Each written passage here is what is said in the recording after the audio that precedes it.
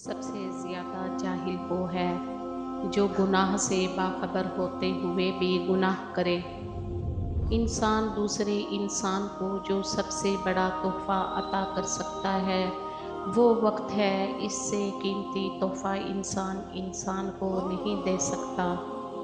حوصلہ اور یقین ہو تو زندگی کہیں سے بھی شروع ہو سکتی ہے۔ ساری عمر کسی کے ساتھ کتنا ہی اچھا کر لو لیکن کسی مجبوری سے ایک دفعہ ساتھ نہ دے سکو تو ساری اچھائیاں کنویں میں گر جاتی ہیں۔ تم پانی جیسے بنو جو اپنا راستہ خود بناتا ہے، پتھر جیسے نہ بنو جو دوسروں کا بھی راستہ روک لیتا ہے۔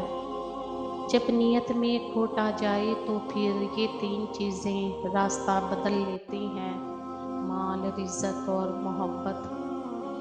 کسی کے دماغ کو جاننا چاہتے ہو تو اس کے لفظوں کو سنو، اگر کسی کے دل کو جاننا چاہتے ہو تو اس کے اعمال دیکھو۔ پلٹ کر جواب دینا بے شک غلط ہے، لیکن سنتے رہو تو لوگ بولنے کی حدیں بھول جاتے ہیں۔ اے میرے رب، میرے دل سے ہر اس چیز کی محبت مٹا دے جسے تو پسند نہیں کرتا۔ بولنا سب کو آتا ہے، بس کسی کا دماغ بولتا ہے، کسی کا اخلاق بولتا ہے اور کسی کی زبان۔